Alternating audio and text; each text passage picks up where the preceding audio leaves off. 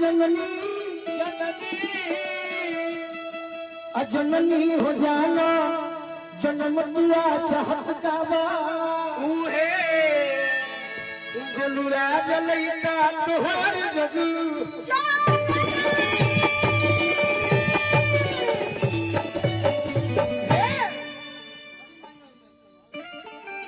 तो हम माई के सुमिरन मंदिर सुनाई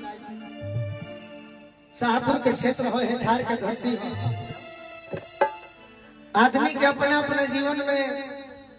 गीत संगीत में हर केहू के गुरु होले। हाँ जी होइबे करम हमार केहू गुरु नहीं थे लेकिन जेकरा के सुन के हम सीखल बनी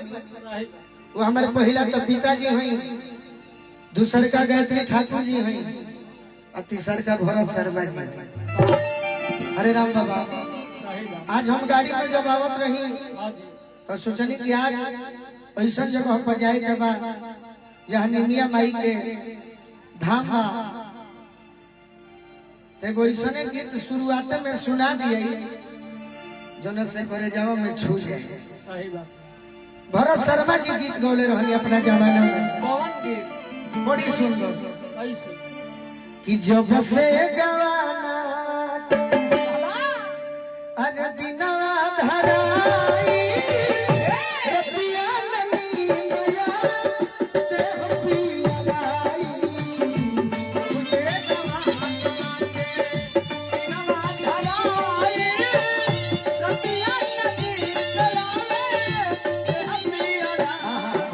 हमने के कलाकार वाली ये नहीं थे कहे बीड़ा वाली आज से को भक्त होता है ए माई हर बड़ी जरूरत है हमारा जीवन में काहे बट बड़ी रजिए से बट बड़ी रजिए